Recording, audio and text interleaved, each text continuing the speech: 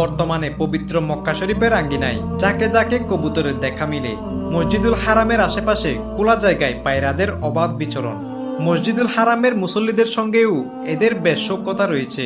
কবুতরগুলো মসজিদুল হারামের চারপাশে উড়াউড়ি করলেও তাওয়াফকারী মুসল্লিদের কষ্ট হয় এমন কিছু করে না।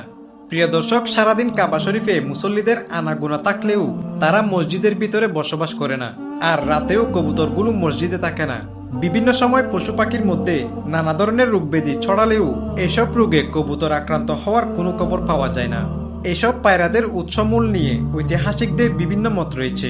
কারো মতে এরা সাউর পাহাড়ের হেরা গুহায় বাসা বাঁধা কবুতরের বংশধর।